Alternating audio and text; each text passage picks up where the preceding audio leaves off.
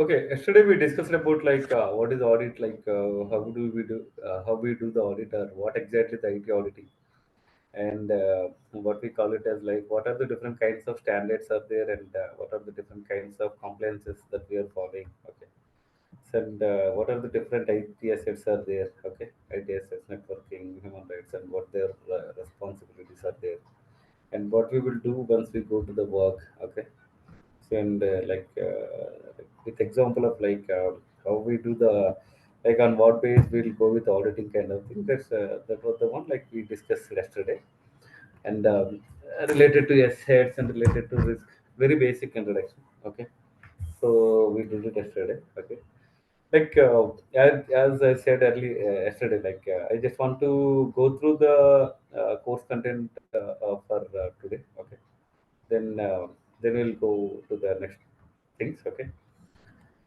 so first of all, like in my course content, like first I will discuss about what exactly the audit. Okay, and what are the different types of auditors will be there, external or internal. Okay, so what the internal auditor will do, like what the external auditor will do, and there are different phases of auditing, like something like planning.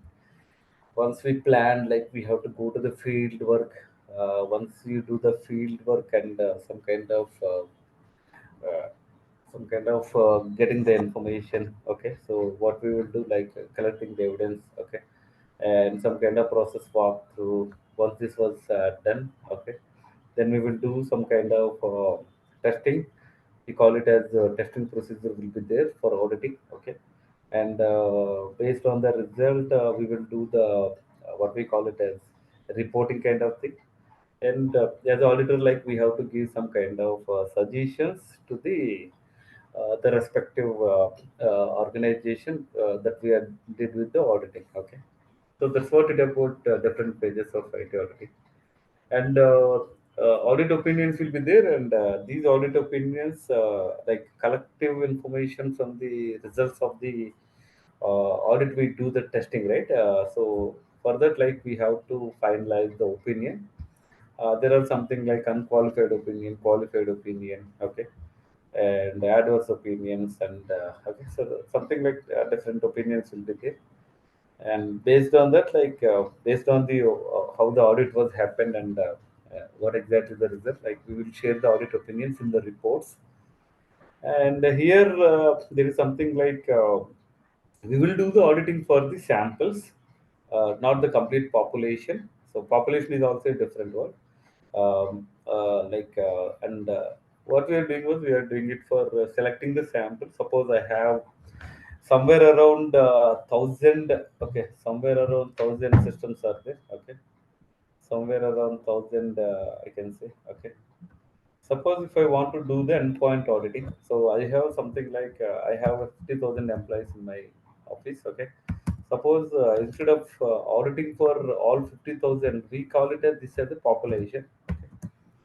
So population. Instead of doing the auditing for complete population, generally we will do the sample size of 25 sample size. Okay, sample size. We will not do for total 50,000 resources, which are like laptops or what we call it a desktop. So we'll do the sample of, we'll take the sample of 25 sample size, and we will do the auditing. Okay. That's what the word comes here. Okay. So what we call it as, we are not doing complete population, we are doing it for the sample size. So that's where it the absolute auditing or reasonable auditing, or we call it as absolute assurance or reasonable assurance. Even though like we are doing the auditing, we are not giving the 100 guarantee of 100%. Like so we did all the samples for auditing. We will say like we'll take the some sample size, and based on the sample size, like we are doing the auditing. So that's the reason, like majority of the time whatever we are doing as auditing, it will give the reasonable assurance instead of absolute assurance. Okay, so even we call this as a reasonable auditing instead of absolute auditing kind of thing. And there are different types of audits for this. So like based on the compliance or whatever the things which are there. Okay, and sometimes we'll even consider like internal auditing and external auditing. Okay, So there are different types of auditing out there. Okay, so that's the first thing like I'll discuss about. But even in this, like I'll the whatever the audit opinions were there, I will discuss it in the last. Okay, and remaining things I'll discuss it in the start itself. And before that, like what exactly we are focusing was like what exactly the risk was there, and like we have the assets, right? I told you, right? We have something like different kinds of IT. We are doing the IT auditing, right? For IT auditing, we have a human resources were there, we have a network assets were there, and we have something like data assets were there, we have something like software assets were there, we have something like hardware assets were there, and based on the different types of assets, like we have to do the auditing. Further, like if the asset was there, there is something like a risk will be there. If there is no asset was there, there is no question of risk, right? So what we have to think was like what exactly the asset, and what is the purpose of asset, and like where it is where it was there in the ICT, like information and communication technology, and based on that what kind of risk was associated with it, and if the risk was there, and what is the strategy we are following to like mitigate the risk. Okay, or to mitigate the risk or to control the risk, and that's where like the controls are comes into picture.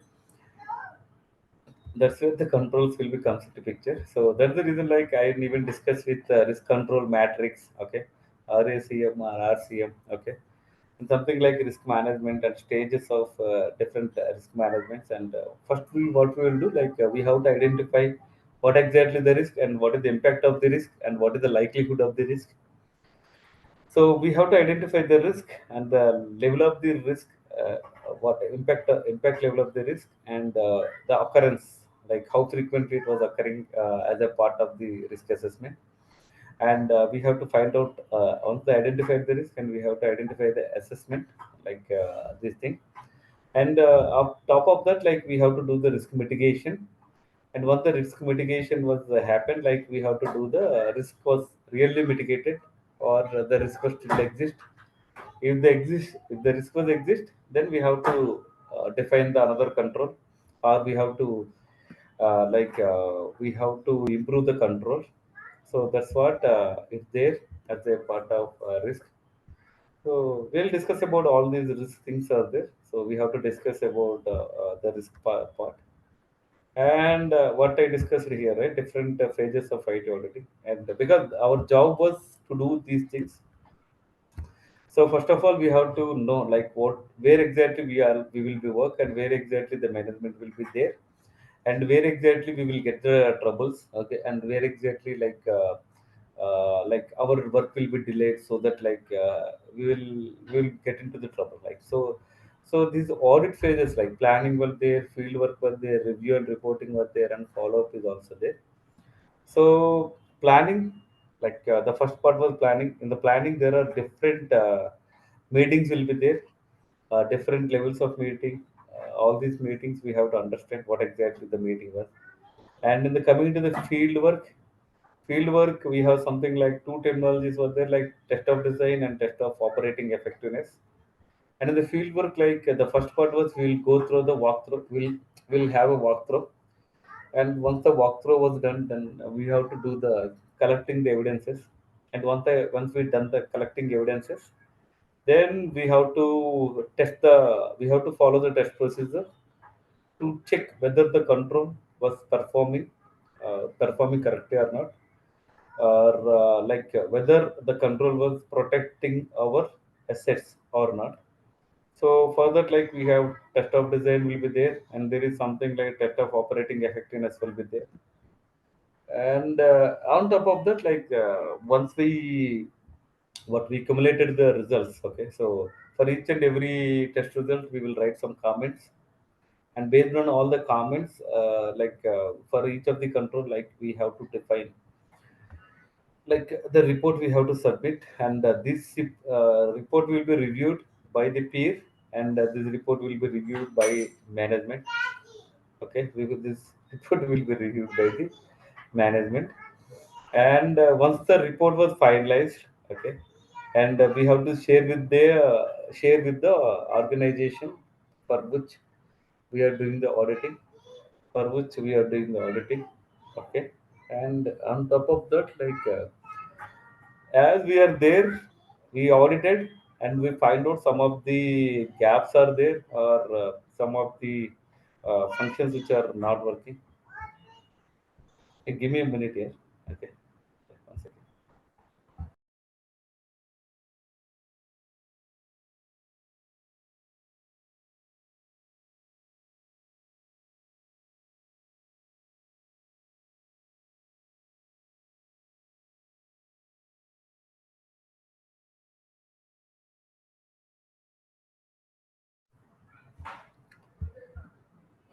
Okay, so once we did the auditing and we prepared the report, and what we have to do is we will suggest some of the we will give the some suggestions, so that whenever the next time we come to the auditing, or before that they will do some kind of correction, so that they will clear the compliances, or they can follow the whatever the standards are there, so that exact auditing purpose will be served. Okay, so for that, we will give some kind of suggestions, and we will kind of follow up within that audit duration only.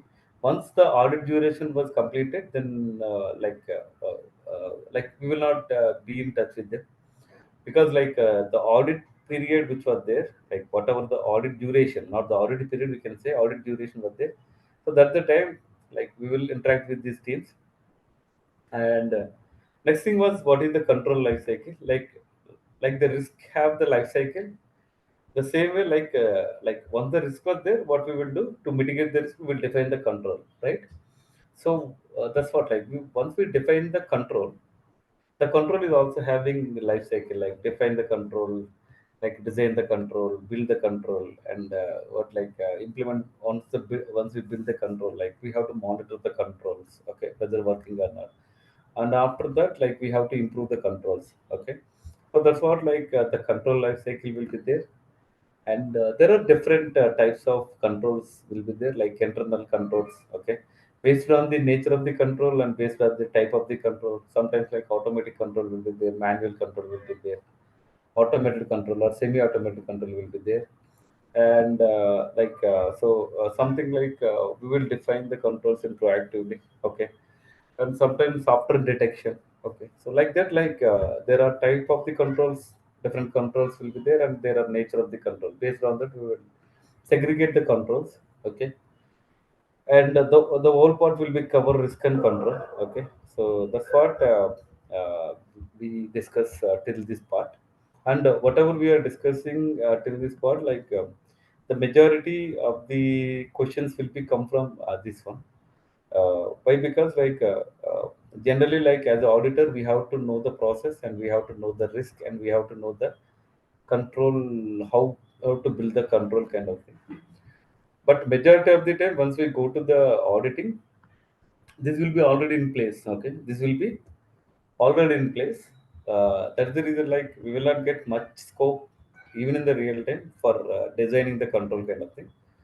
But we have to know the phases, and we have to identify what kind of controls will be there, okay. And later, I'll discuss about the latter part will be about the standards, of what standards are there, and what kind of compliances are there, what kind of frameworks which we are adapted, okay. And these things we'll discuss. And so these things will be, we will utilize it in different parts of the course, okay. As I discussed, right, the second part, whatever it is there, right, while doing the phases of audit. So different audit phases, like field work was there, right. The field work will be divided into different parts. And in that, the first thing was the walkthrough. So once we enter into the organization, and for doing the auditing, so they have to let us know about what is their assets are there, and we call it as a system description. So once we know what systems are there, and what applications are there, what hardware what they are using, what security system they are using, and what are the policies that they're defining, and what are the monitoring tools that they're using. So once we know about all the system description, and we have to know about their their testing procedure or their auditing procedure. Okay, so that was covered in this walkthrough. So that was covered in this walkthrough. That is the reason, like, we have something like initial questionnaire will be prepared before going to the auditing. Before going to the auditing, whatever the questionnaire, like, we have to go through with some kind of checklist questionnaire. So we have to ask them these queries. Okay, based on that, like, initial data requisition idea. Okay, so initial data requisition will be there. We have to get all these details. So that's what they call it as walkthrough. And so how walkthrough could be conducted? What is the test of design and what is the walkthrough questionnaire? We call it as a walkthrough questionnaire. Some organization will consider it as initial data questionnaire. Okay, so initial questionnaire. Okay, they have to prepare and they have to ask it. Like, they'll give the questionnaire once we go to the auditing. Okay, so I'll give the questionnaire and I'll explain about the questionnaire, what kind of questions we have to ask, and what is the relevance of that question to that particular organization or to that particular process. So we have to discuss about these things. Okay. So on top of that, like, we have something like audit population. That's what I discussed. Like, so I'll told about like 50,000 systems out there. We have something like sampling methodologies will be there, and there is audit techniques will be there. So sampling methodology, like different sampling methodologies, techniques will be there. There are some automatic tools will be there for doing the sampling. Okay. So there is something like random sampling will be there, strategic static was there, and something like strato pick was there, and hepatitis was there. There are different sampling methodologies are there. Okay, and so we have to go, because while we are doing the test of design and while we are doing the test of operating effectiveness, or we call it the work paper templates, while after doing the testing, like test operating, like, we call it as testing procedure was followed, we have to fill the excel sheet. Okay, that's what we call it as a work paper templates. And while filling those our work paper template, we have to know these concepts. Okay, so that will be discussed once, like, once the audit discussion was happened, so sampling methodology also will discuss. And till this thing, it was very generic. I can say, like, this was the audit for any of the thing, whether whatever the process it was there. So audit risk, audit phases, control life cycle, types of controls, risk and control, audit frameworks and standards will be there, and walkthrough will be there, and audit population, audit technique, sampling methodology. So this was common for all the processes or all the assets and all the organization. So, Okay. Bhanu, Yeah. one doubt. Like Mhm. the regular class will start from the Monday, right, Bhanu? Yes. This one Yeah, is this one is also, you can consider it as a class only. Okay. because I need to drop off. So, could you share me the recording of this Yeah, yeah, session, yeah. Bhanu? From Monday onwards, I will join Yeah, yeah, yeah. He regularly. will share. Like, Venkat will share the recording. Okay. Okay, okay. I will ask Venkat. Okay, I'm dropping off. It will be covered from the Monday onwards, right? All the topics. Yeah, yeah. Okay. So today, like, I'll focus majorly on course content only. So Okay, from right. Monday onwards, we will get into the actual discussion. Exactly. Okay. Monday, right? Yeah, sure. Yes. Thank you Yes. so much. Bhanu. Yes. Right now. Okay. Yeah. Fine. So on top of that, like, we have to figure out the major, like, the controls which is related to the majority of the process. Okay. So the first part was like identity and access management. The first part was identity and access management. Generally, like, to protect our assets or to protect the assets related to the IT, information technology or information communication technology, or ITGC, IT general. controls or IT application controls. You go with any of these things. The first thing, the first and the foremost thing the people have to focus on identity and access management. So access management was like, suppose if I joined in an organization. So the first what they'll do, they'll create a mail ID and they will assign some kind of employee ID, and they will give the laptop, and they will give the access to that laptop, and they will give the access to the network, and they will give the access to the applications like HR applications, okay, or the service ticket applications, okay. So that's how our journey will start once you get into the organization. So that is the reason the first part of the controls or the first part of the auditing will be start with identity and access management. So in the identity access management, first we have to get the identity, and next thing we have to go with access.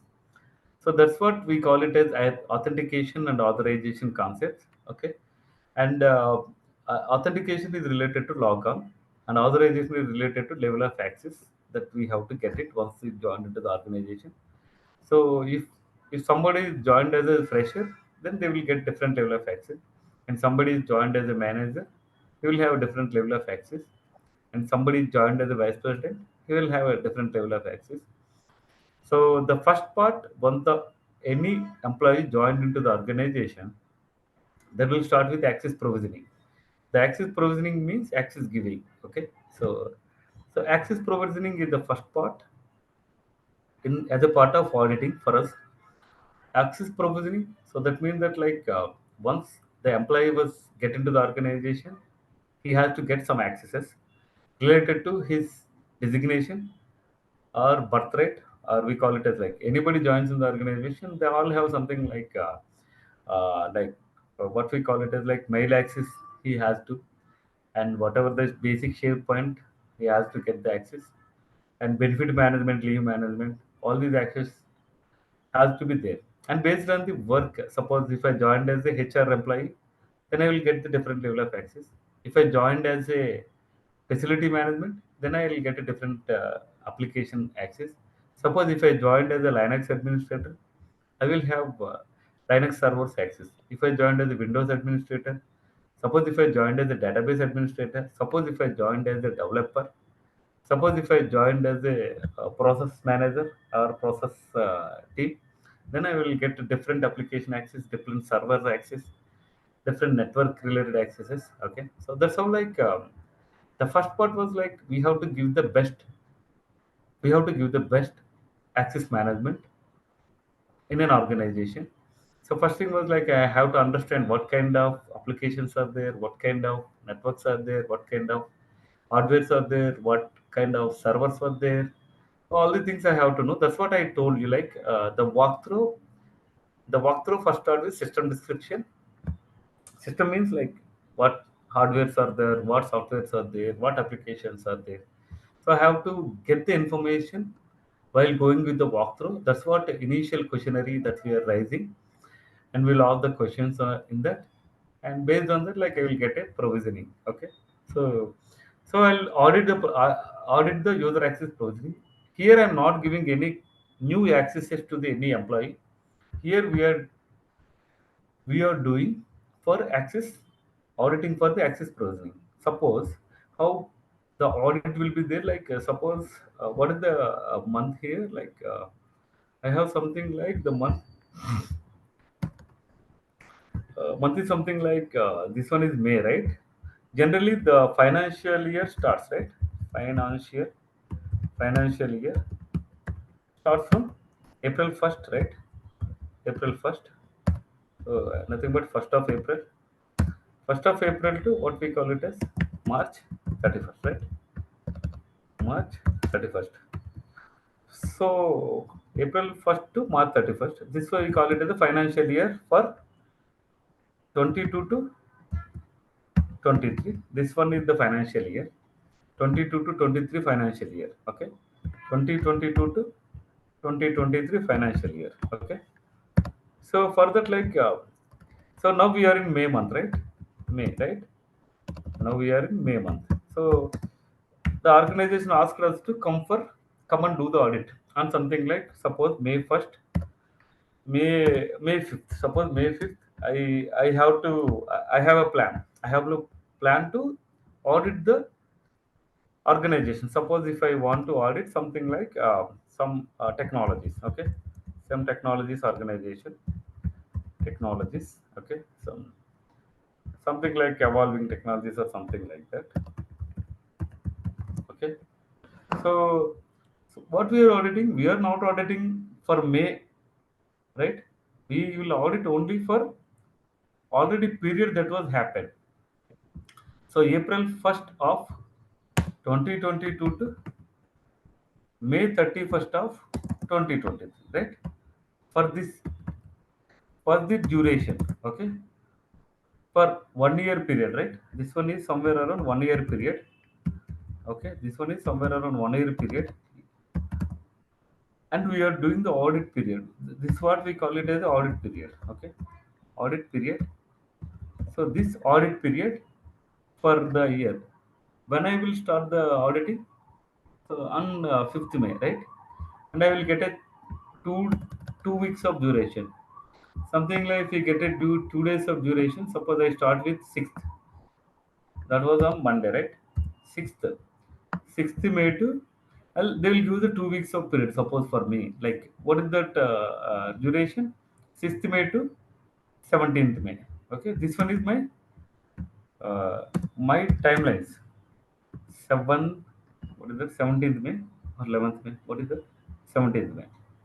So in this period, okay, 17th May, or we can take it as like suppose I have to do the auditing on 20th May to 3rd of June. Okay, 20th May.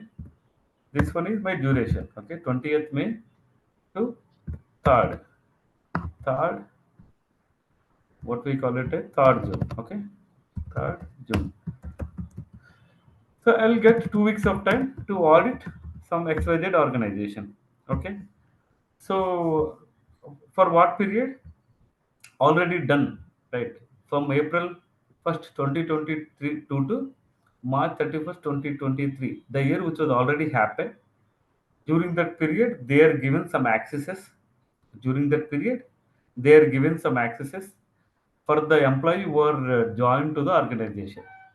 So last year they given these kind of accesses, and I will went for the auditing on from May 20th to 3rd June for 2 weeks period. Okay. So during this period, I will go to the organization and I'll ask them to show what kind of accesses they are given to what kind of what employees are there. So these period I will collect the evidence. What I will do, I will get the walkthrough and I will collect the evidences from duration of 1st April 2022 to 31st March 2023. So once, suppose if I went into the organization 20th May, at that time I'll ask this team to provide the evidences for this duration, this 1 year duration. And once they given that, then related to the access provisioning, then I'll start the auditing. Okay, so that's how it was happen.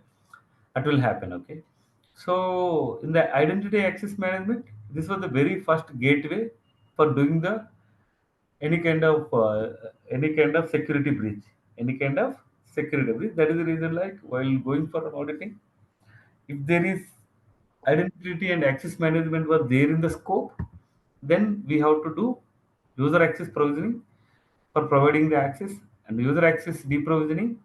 We will do the auditing, which was already happened in the last year. Okay, and user access deprovisioning. So some of the employees was leaving our organization during that period.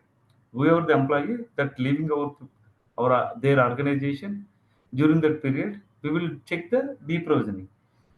So once the employee was into the organization, okay, that's fine. Like we are providing the access in the same manner. Once the employee was left the organization, also we have to remove all their accesses, or we have to revoke all their access. This is also mandatory task by the access management team. So whether their access management team was doing it properly or not, We are doing the auditing. Okay, so that's what our job. So access management team will provide the access, and access management team was remove the access. So access management team will provide the access to the new employee which are joined, and in the same manner, once the employee was leaving our organization, the access management team will revoke the access or remove the access. And on a monthly basis or quarterly basis, the manager or the access management team manager will be there, right? He will check whether they are doing their job properly or not. Okay, so they will do already. Their part is to review. Our part is auditing. Okay, so they will also do the same. They will take the evidences and they will ask the team to show whether whatever the employee which were left the organization, they still have the access. If they still have the access, it was a major threat for our organization. If they still have the access, once they leave the organization, then it is a major threat for our organization. So that means that like he can log into the systems, he can log into the servers, he can log into the application, and he will do whatever bad that he can do in the organization, because like there may be a chance, right? That is the reason like the manager also will do some kind of reviews on a monthly basis, on a quarterly basis, but still we have to do the auditing of all these things. Okay, and there is something like privileged user access. So what exactly the meaning of privileged user access? So why they call it as a privileged users, and what exactly the business core business of the organization? Suppose if I go with a bank, right? Their core business was like their core business was like their loan system, their internet banking, and their mutual funds. They're investing in a different stocks. So all these things is their major business, right? So that is the reason whatever the major business areas are there in those area, and what kind of application that they are using, what kind of server that they are deploying. So this part, because it's a critical business, right? It was the core business for the organization, and it was a critical business for the organization. So the if something bad was happened in the organization, then the reputation of the organization will be damaged. So that is the reason privileged access was access is important, and privileged access is double important for us. So how extra measures that the organization was taking care. So how extra measures they are taking, and by that extra measures, what kind of advantage or what kind of restriction that we are able to provide, or they're able to provide or put it in the access management system. And what is the password configuration management, and what is the system authentication, what exactly the segregation of duties, and what is their single sign-on policy, what is the multi-factor authentication policy, and what is their authentication system, and what is the authorization keys. We have to the access management team part was doing this thing. Our part was, as an auditor, I have to audit all these things by collecting the evidences from them. Okay, so identity and access management will play a crucial role in the auditing part and in the security aspect. Okay, so it, like I can say like user access provisioning is one process, user access deprovisioning is also one process, and even we call it as controls. And in the access provisioning and access deprovisioning, so generally like what kind of attributes will be there, right? So if somebody was joined in an organization, and access team has to give the access, so for that, like somebody had to write the ticket saying that, so this he is the new employee, his name was this one, and his designation was this one, and he is working for the particular project. So like that, like he's the once somebody raises the request, somebody has to approve the request, somebody has to implement the access, right?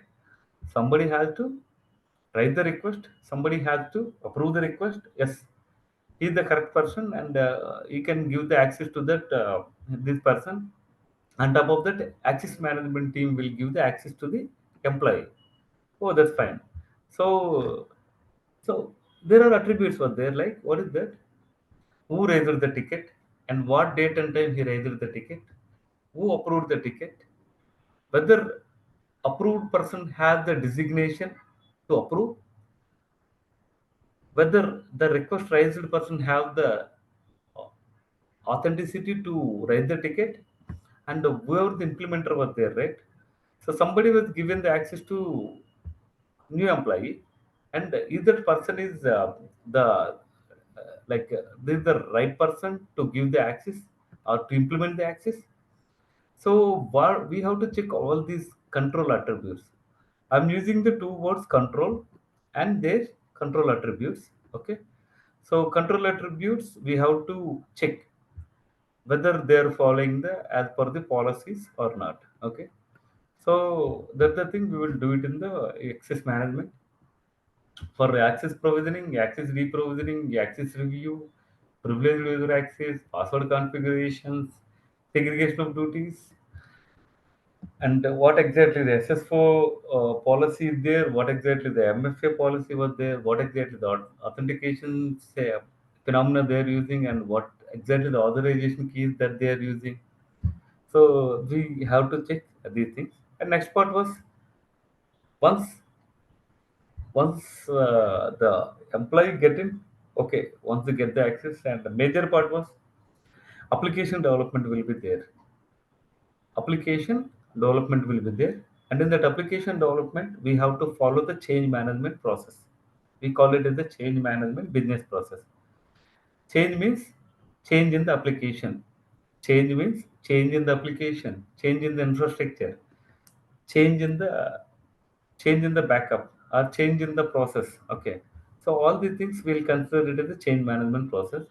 And in that we have to know what exactly the SDLC life cycle.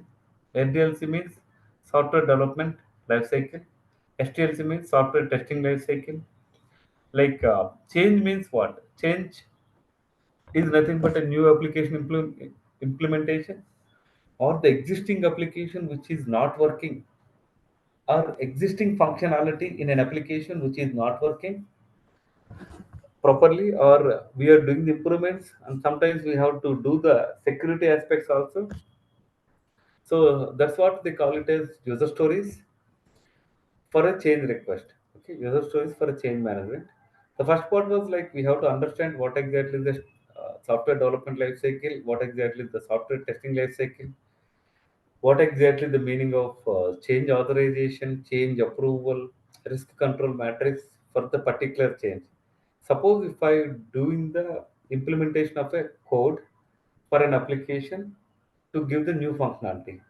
So before that, I have to check whether my infrastructure will support that functionality, or my database will support that functionality, or is the existing application will be destroyed just because of the implementation of new part, or the communication from the upside application and downside application, we call it as upstream and downstream applications, whether they are able to properly communicate it or not, we have to check that. And for that, like we lost the risk control matrix for that particular change and change management.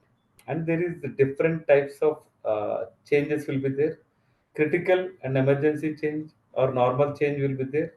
So if it is a critical change or an emergency change, how they are handled, like they followed that change management process, or they bypass any kind of steps in the change management process.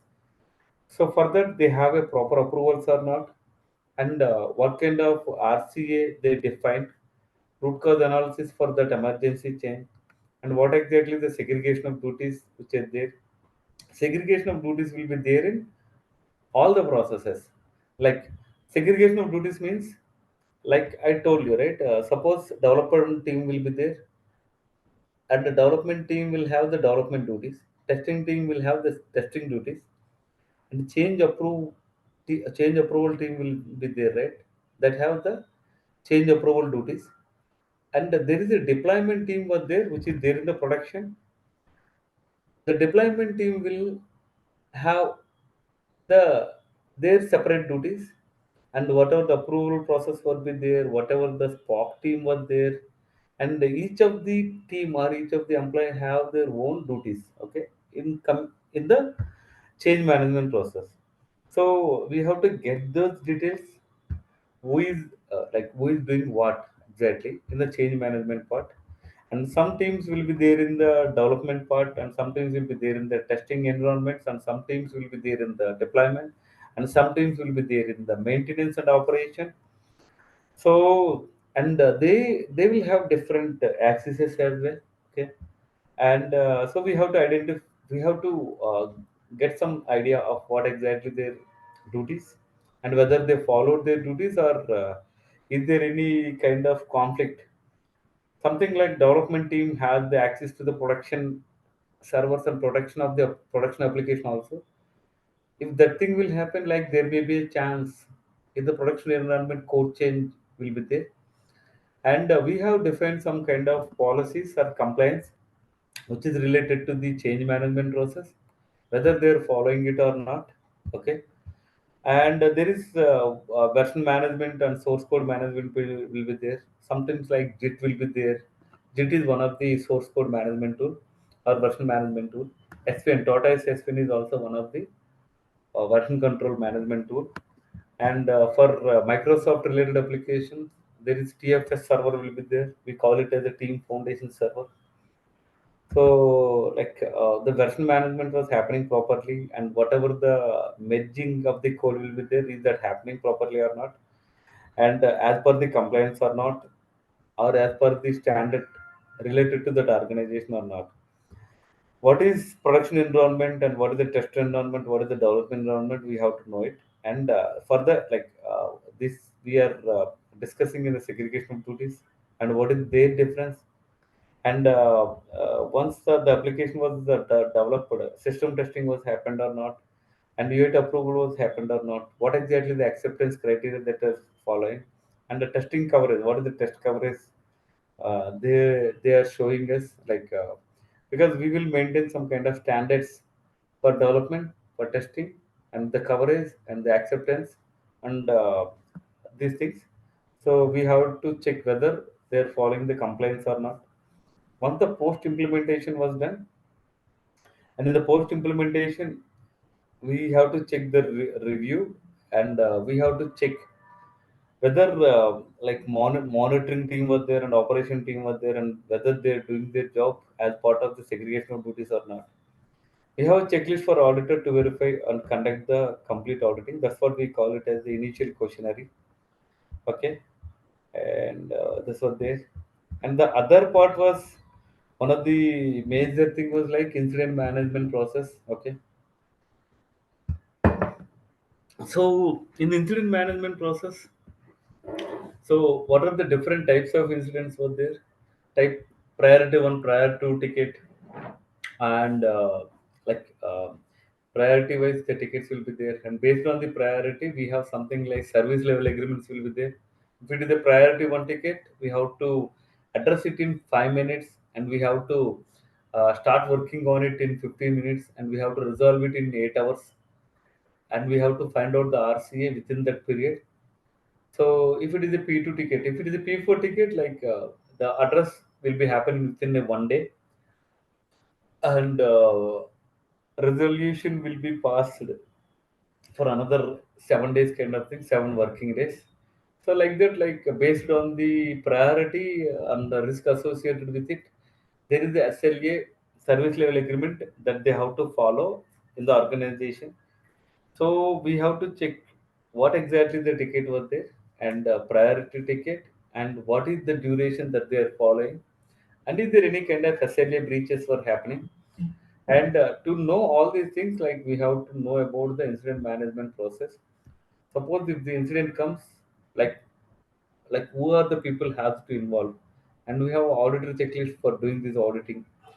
And if the incident tickets are more, then we consider it as a problem ticket, okay, and problem management. And so, like, if the same kind of incident, suppose the incident was okay, some people was not, like, I am not able to access some tab, but it's not a blocker for me, like, but I need that help, okay. So if it is for one customer, that's fine. If it is for hundreds of the customer facing the same issue, instead of raising a separate P4 ticket or P3 ticket for the incident, we will raise the problem ticket considering all the incident ticket into the single problem ticket, and we will prioritize the problem ticket, and based on that we will follow the SLA. Not we, you can say whatever the incident response team was there, right? Incident response team was there. They have to follow the guidelines or compliance and SLAs to follow the process.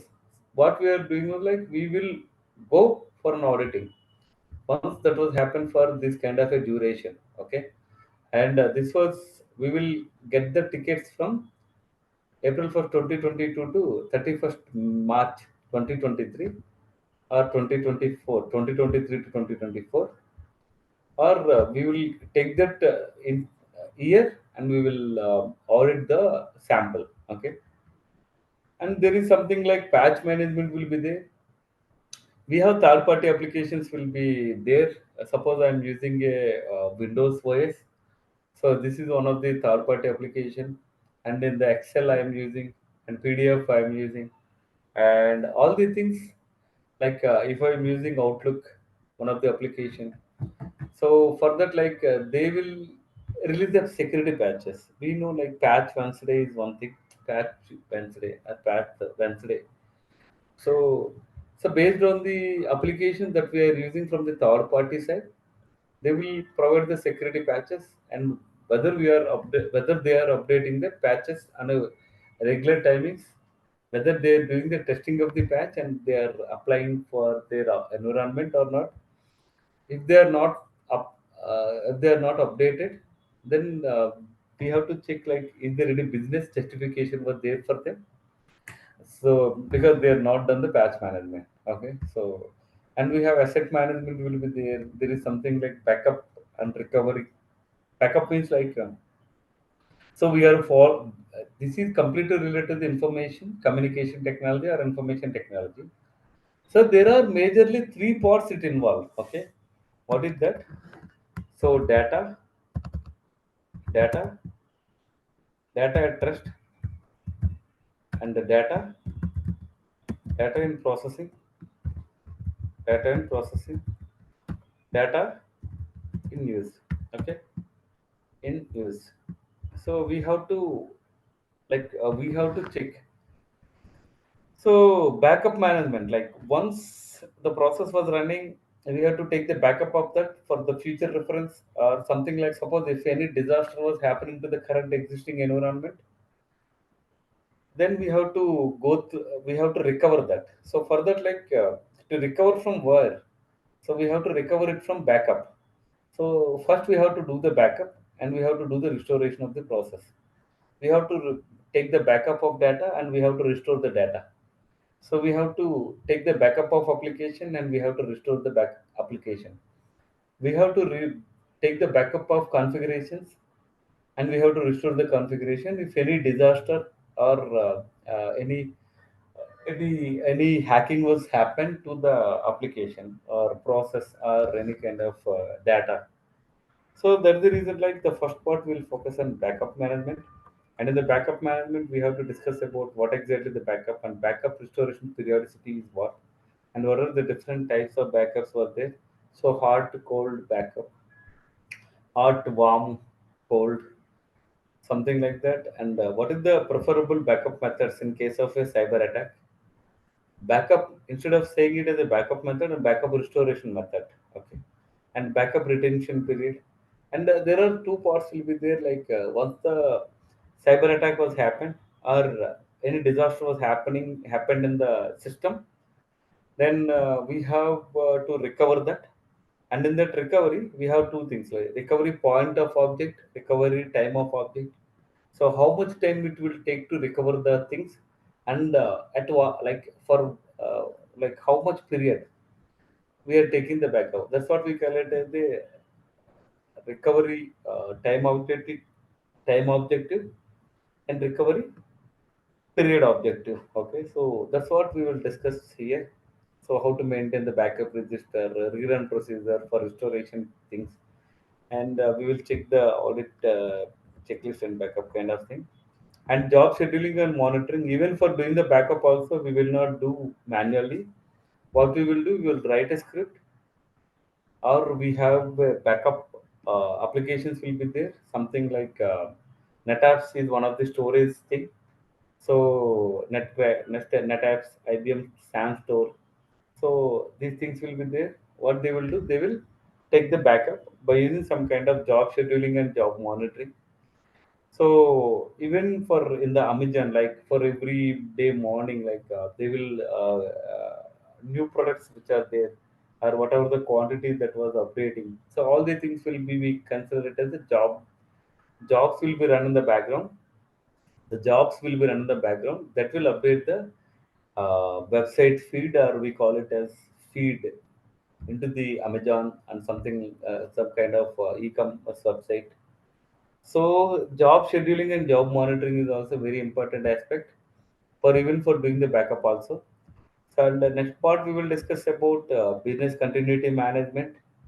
Business continuity management is like we have to bound as an organization. They have to bound to business continuity. Suppose my internet banking was not working for another 4 hours, then as a customer I will ask, right? So why the services are not in the continuity mode? So like that, like we have the business continuity management, which include business continuity planning and disaster recovery planning. Disaster was happened, we have to recover from them, and like this, there are a number of processes will be there, and there is something like security aspect of auditing, firewall security auditing, and network auditing were there. And for all these things, like I have to prepare some kind of reports, like SOX reports will be there, ITGC reports will be there, ITAC reports will be there, and ISO reports or ISMS reports will be there. We have to prepare those reports, and we have to discuss about application related controls, how we are doing the auditing. And there is something like data is our major aspect, right? Personal information data. Okay, whatever the personal information data, we call it as GDPR, general data. And there is a HIPAA over there, which is related to the health data will be there. And if it is a PCI like payment card industry, like if the credit card we are using, debit cards which we are using, and for that, like there is a masking should be there, and there kind of encryption mechanism will be there. Not for this one only, even for whatever the backups which you are doing, there should be a encryption will be there. And if I'm sending a mail, like the data was in use. Suppose I am storing in a backup in a storage, it was data was in rest. And if the data was in rest, it's not in a format of text, that should be encrypted format. And the data was there, which is a simple example I can say. Suppose as an endpoint. Endpoint means what? My laptop is one of the endpoint, right? In my laptop, I have the files. Okay, in my laptop, I have the files, and mails are there, and applications. Some of the applications was installed in my laptop, and there is something like BitLocker was there. So if I lost my laptop, what I'm saying, if I lost my laptop, so lost the laptop was not the big deal for them, because the laptop will cost not more than 1 lakh. Okay, the major problem was the intellectual property or the data which is there in the laptop. Suppose if somebody was able to access my data, then it's a big threat for me, or it's a big threat for the organization. So that is the reason, like generally what they will install the BitLocker. Suppose if I logged into the BitLocker first and I logged into my system next, that was the regular procedure, right? We have to enter the BitLocker key.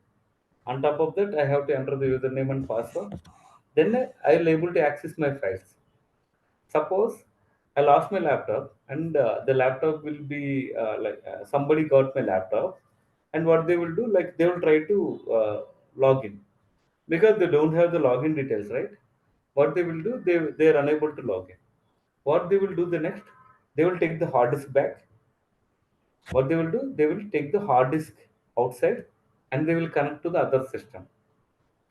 So because of the BitLocker was there, once I log into the BitLocker, that was the encryption mechanism. So once I logged into the BitLocker means once I log out, all the files in my system will be encrypted. Once I logged in again to the BitLocker, then all my files in the laptop, all my files in my laptop was decrypted. That is the reason once I enter into the BitLocker and once I enter my username and password, then I was able to see the files as it is. I was able to see the files as it is. If somebody was not logged into the BitLocker, that means that the file was in encrypted format. The file was there, but that was in encrypted format. Okay, so that is I'll show the example for encryption. What exactly the encryption will work? Encryption will work. So the files will be encrypted means nobody was able to see unless until they have the key with them. Whether it is a private key or a public key or symmetric key or asymmetric key, what kind of keys are there? Because the BitLocker was the key. BitLocker was having the symmetric and asymmetric, whatever the keys are required. That is the reason once I enter into the password or once I enter into the key in the BitLocker, then it will connect to the internet server, and from that server it will check whatever the key that I am entering was correct or not. If the key was correct, then automatically the files will be decrypted. If the key was wrong, that should be in the same format of encrypted. The file will be visible, but he will not able to read it because it was the file was encrypted. Okay, so that's how. Sometimes like we will see the file we will open, but we will open it in a different file. Like suppose I have I have a video file. Okay, I have a video file and VLC media. When I open with the VLC media player, we will able to see the content, or we will able to listen and see the video. Suppose if I open with a PDF or Word document, we don't have the key because the file was encrypted. We don't have the key means we don't have a proper software to open. Then automatically we will get it in a Greek and Latin format. Okay, so let me open file. Okay, I'll show you that. Otherwise, maybe I'll show it on tomorrow or day after tomorrow. Because what exactly the encryption, how exactly the encryption will work, what exactly the BitLocker, once I join in the organization, they will provide the laptop with a BitLocker or any kind of locker will be there. That is for encryption of the files. Even though if I lost my laptop from the company, so that's how it was there. So that's the reason like we have encryption mechanisms, how the encryption mechanism will work, and what exactly the PCI DSS will cover. Apart from that, what exactly? Apart from that, access management, change management, incident management, business continuity plan, and what we call it as like asset management, and what we call it as this patch management, backup and recovery. Apart from that, we have to cover some more topics related to the encryption and masking in the PCI DSS. And in the next, we will cover the extra effort. We will have to put the extra effort in the NIST controls and security event and incident management. These were the key for the security monitoring. Okay, and we have to check what exactly the third party risk management. We have to check the legal documents and we have to check the contractual agreements, whether it is there or not. We will not do the legal agreement reading. Okay, so because we cannot understand what that legally they written. Okay, and we have to focus on ERP. We call it as SAP auditing. Also, we have to read it. Okay, we have to go through. So all these things we have to cover it in 30 to 45 days of our course. Okay, so that's about our course content. And once this course was done, we will give the resume and we will give the interview questions, and we will discuss some of the interview questions in the class timings, so that like people will get some kind of idea, and we will give some guidance about how to prepare a resume and how to put the keywords in the Naukri even, so that our resume or our profile will be picked up. Okay, and we will give the daily class recordings and daily class notes also, and we will give the documentation part, because for us the documentation part was very important. We have to know reports, evidences, work paper templates and procedures and all these things. So we have to go through these things. I will explain anyway. And apart from that, you guys have to read. And there is something a provisional part will be there. Tickets like what is the evidence which is there. So these things we have to follow, and templates will be there, and work paper templates will be there. And here we can see the reports also. Reports, reports. We have to follow ISO 27001 report, SOC 2 report will be there, and whatever the application control reports will be there. So all these reports we have to go through, and even apart from this, what I can say, we have to go to if we the time permit, I will even discuss about SOX, ISO documentation part, and policies and procedures and records and templates. Okay, Is so that's how vulnerability assessment is covered in this, or the specific tools or something? yeah, I can say one thing here. We are doing the auditing, right? Yeah. Yeah, the people in the BAPT team will do the vulnerability management and penetration testing. Okay, so for that, they are using different tools. Burp shoot will be one of the tools which we are using for the application penetration testing. Nessus is one of the tools that they are using it for port and IP address scanning, okay, or Yes. the environment scanning, okay. And checkmarks is the one of the tool for what we call it as source code auditing, okay. So they will, what they can say, they will do the scanning, and they will give the guidance to the team, and they have to implement the whatever the correction they are doing. They are identified in the vulnerability management and penetration testing. So what we have to do was we have to check whether the audit reports are whatever the vulnerability report was there, and what are the findings are there, and whether the findings they define the controls or not, and they do the testing or not. We have to check that. So that is our job. Okay, and for doing the scanning, we will not do the scanning in the Nessus or Nmap or kind of thing. There is a separate team will be there. Even for I can say firewall will be separate team will be there. We will not do the firewall policy creation and kind of things. Okay. In the same way, VAPT also we will do the auditing. Okay. So we have to do the auditing for whatever the security aspects which are there. Is that the answer, right, that you are expecting, or what?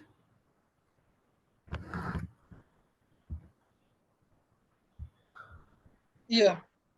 Okay, that's fine. They're having different tools for what I can say. Nessus will be there, Nmap will be there, and there is something like check marks will be there, and there is burp shoot will be there. So all these reports, all these things are there, and they'll do the VAPT report, and we have to do the auditing. Okay, okay. Yes, fine. That's about the course content, and yeah, it has to take 30 to 45 days. Okay, Okay. And what kind of like a real projects, real time, do you provide any real time projects or like? like uh, I can say one thing, right? I hope you are still in the development mode. So, real time, whatever the project that they will do, that's for the development part, And what we are doing was we are doing the auditing, right? That is the reason, like I told you, right? What I can say, we have this thing, right? Reports we have to write it. So that is the reason there is something like work paper templates will be there. We have to fill all these things related to job scheduling, backup and recovery, incident management, user provisioning, user termination, user access review, and we have to write the reports, right? I told you, right? We have to write the reports also, and for that, like I'll give the guidance, right? So suppose if I want to prepare the audit reports, okay? So I have to define, like I'll explain all these things, okay? So, and what is the control, and what is the test procedure, and what is the findings, and what is the impact, and what is the recommendation that we are doing, okay? So like this, even for SOC reports also. So we have to write, we have to get the system description, and we have to get the things, and on top of that, like we have to go to the service auditor side. So this what, like opinions will be there. We will share the opinions, and we will share the findings which is there. So that is our job. That was the practical thing that we have to do. Okay. Okay. Yeah.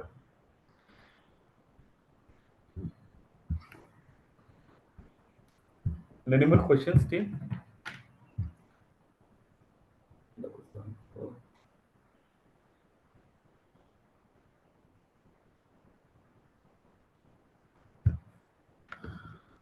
Okay. If nobody has question, then I'll wind up now. Okay. So we will continue the class from Monday onwards, as this one is for weekdays class. Okay. So, okay, from Monday onwards, we will get into the part of the first thing, like we will discuss about security, some of the security aspects, and our CIA triangle will be there, right? Confidentiality, integrity, availability, and risk we have to discuss, and then we will go to the audit part, okay? Audit phases, okay? Okay, thanks, team. Thank guys. Have a good day. Good night. Thanks, Bhanu. Bye. Yeah. Good night. Thanks, madam. Okay. Mhm. Mhm.